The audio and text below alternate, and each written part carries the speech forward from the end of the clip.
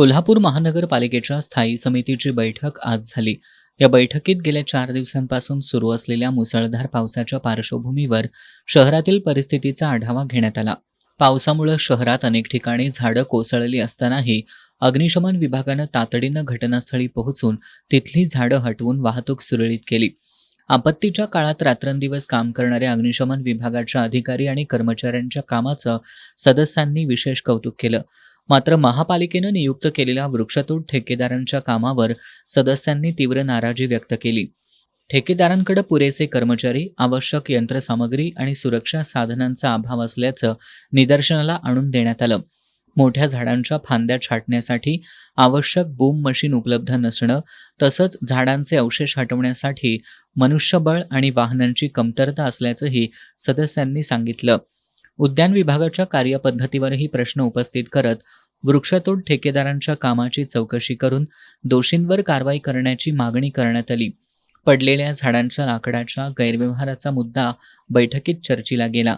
संबंधित ठेकेदारानं करारातील अटींचा भंग केल्याचं आढळल्यास त्याला काळ्या यादीत टाकण्याची मागणी सदस्यांनी केली.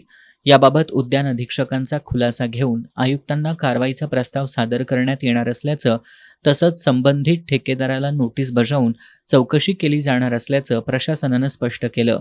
या बैठकीत आरोग्य विभागातील कर्मचाऱ्यांच्या अनुपस्थितीचाही मुद्दा उपस्थित करण्यात आला.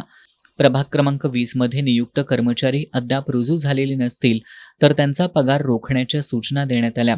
याशिवाय QR प्रणाली, खराब झालेल्या रस्त्यांवरील चेंबर्स, चंबुखडी जलकुंभावरील सुरक्षा व्यवस्था आणि पावसामुळे तुंबणाऱ्या गटारींच्या समस्यांवर सविस्तर चर्चा झाली. खराब चेंबर्सची तातडीनं दुरुस्ती करावी, चंबुखडी जलकुंभ परिसरातील आवश्यक सुविधा तात्काळ उपलब्ध करून द्याव्यात आणि पाणी साचणाऱ्या भागांवर आरोग्य आणि वॉर्ड विभागानं संयुक्तपणे कारवाई करावी, अशा सूचना प्रशासनाला देण्यात आल्या. पावसाळ्याच्या पार्श्वभूमीवर नागरी सुविधांबाबत कोणताही हलगर्जीपणा खपवून घेतला जाणार नसल्याचा स्पष्ट संदेश आजच्या स्थायी समिती बैठकीत देण्यात आला. विशेषतः वृक्षतोड ठेकेदारांच्या कामाची चौकशी आणि त्यांच्यावर होणाऱ्या कारवाईकडे आता सर्वांचं लक्ष लागलंय. या बैठकीत काँग्रेसचे गटनेते इंद्रजित बोंद्रे, शिवसेना ठाकरे गटाच्या गटनेत्या प्रतिज्ञा उत्तुरे, अमर समर्थ, प्रतापसिंह जाधव यांच्यासह नगरसेवक आणि अधिकारी उपस्थित होते.